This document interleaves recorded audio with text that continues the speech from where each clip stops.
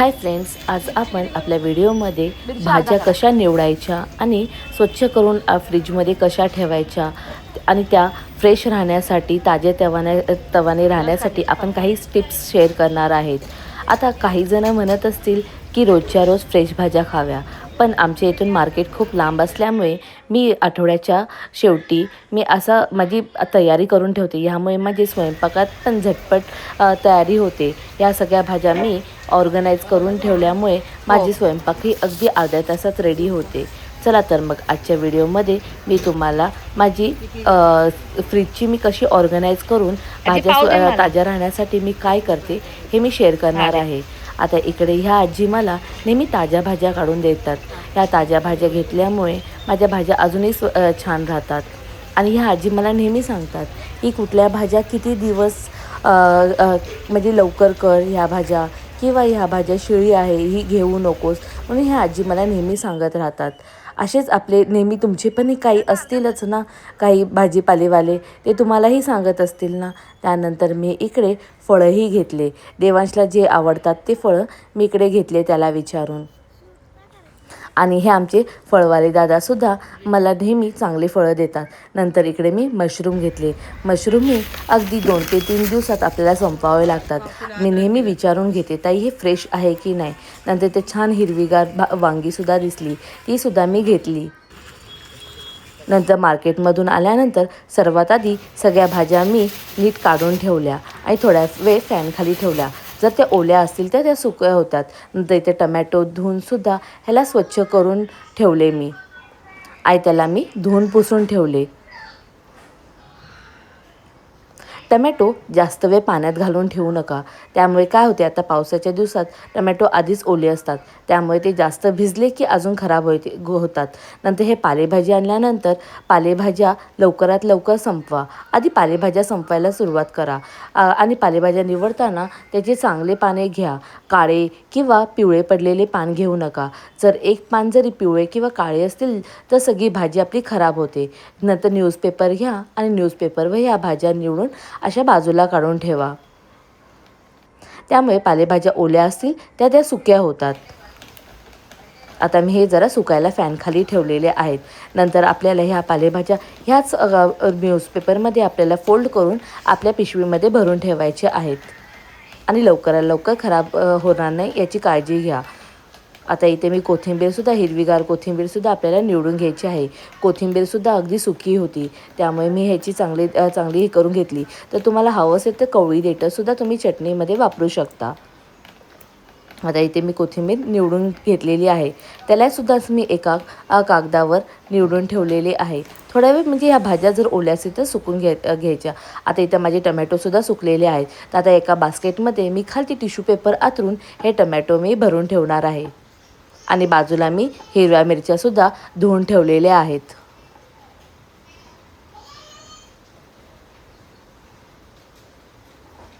आणि टमॅटोसुद्धा तुम्ही बास्केटमध्ये भरत असताना आधी बघून घ्या टमॅटो चांगले आहेत की नाही.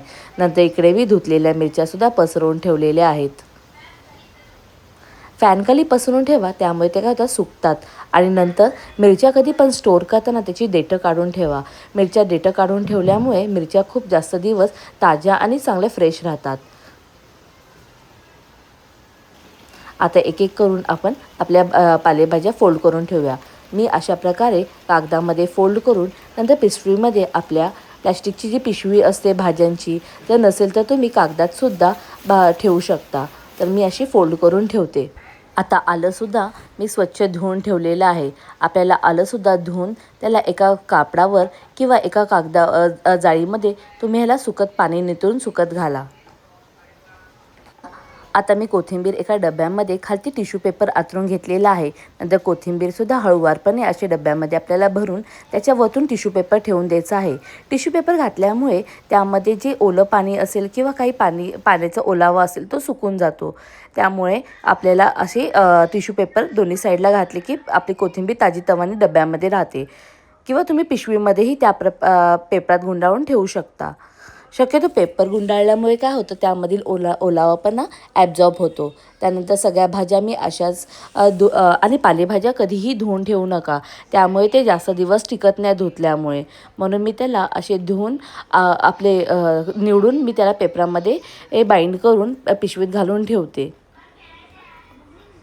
नंतर आळूच्या पानाचेही मी देठं काढून त्याला मी स्टोअर करून ठेवले आहे.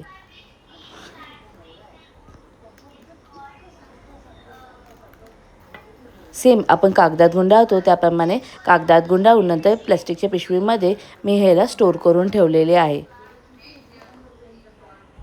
नंतर आपले तोंडली वगैरे असेल त्यालासुद्धा मी इकडे टिश्यू पेपर खालती आतरून त्याला डब्यामध्ये स्टोअर करून ठेवते. यामुळे काय होते की माझ्या भाज्या अगदी ताज्यातवाने राहतात.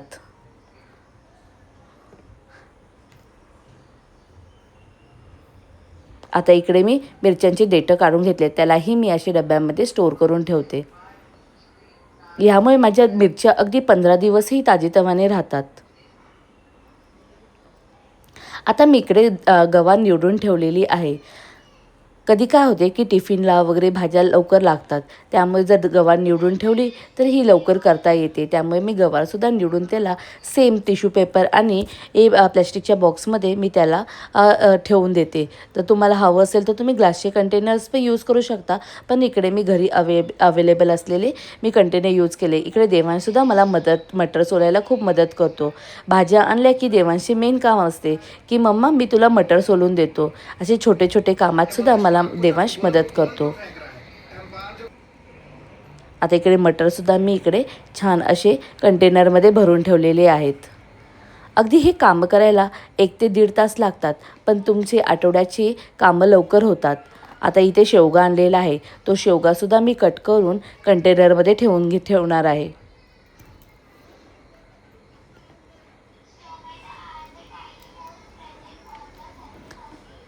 शेवग्याची मी पूर्णपणे साल काढत नाही. आणि लिंबसुद्धा तुम्ही जर काचेच्या कंटेनरमध्ये असे स्टोअर करून ठेवले तर अगदी 15 का 30 दिवस लिंबांना काही होत नाही. आपले लिंबू एकदम स्वच्छ एकदम छान असे राहतात. आता एक एक करून मी माझे सगळे भाज्या फ्रीजमध्ये ऑर्गनाईज करून ठेवते. तुम्हाला जसे लागतात तसे हाताला तुम्ही भाज्या वगैरे ठेवू शकता.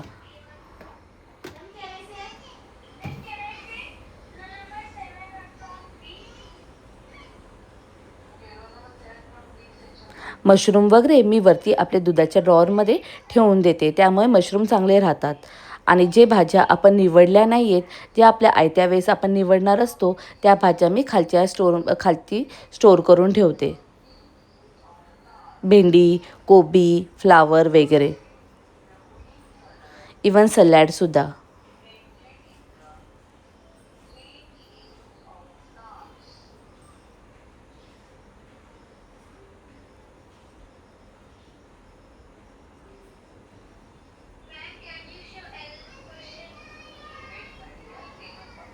असे ऑर्गनाईज करून ठेवल्यामुळे आपले रोजचे कामंही खूप इझिली होतात. काही फळं मी फ्रीजमध्ये ठेवते, काही फळं मी बाहेर ठेवते. जसे की केळी, आंबा वगैरे काही फळं असेल ते तुम्ही बाहेर ठेवू शकता. मी सफरचंद फ्रीजमध्ये ठेवते, कारण की आमच्या इकडे लवकर संपत नाही, त्यामुळे मी फ्रीजमध्येच ठेवून देते. अशा प्रकारे मी माझा फ्रीज ऑर्गनाईज करते. आणि जे फळं आपल्याला लवकर संपत नसतील ते फळं मी अशा प्रकारे ठेवून देते एका कोपऱ्याला हवेशीर जागेमध्ये. नंतर आपण जे कांदा बटाटा आणतो ते सुद्धा आपल्याला असे वेगवेगळे ठेवायचे असतात. कांदा आणि बटाटा कधी एकत्र ठेवू नये. कांदा बटाटा एकत्र ठेवल्यामुळे बटाट्याला लवकर कोंब येतात असे म्हणतात, त्यामुळे मी त्याला असे वेगवेगळेच ठेवते. आणि त्या आपल्या जी कांदा बटाट्याची टोपली असते त्याखाली पेपर घालून घ्या. त्यामुळे काय होते, कांद्याची वरती टरफलं वगैरे असतात ते बरोबर त्या पेपरामध्येच पडतात. नंतर आपल्याला जेव्हा तुम्ही रिस्टॉक करता तेव्हा फक्त पेपर काढून तुम्ही ती स्वच्छ करू शकता. व्हिडिओ आवडला असेल तर नक्की लाईक, शेअर, सबस्क्राईब करायला विसरू नका. Thank you for watching.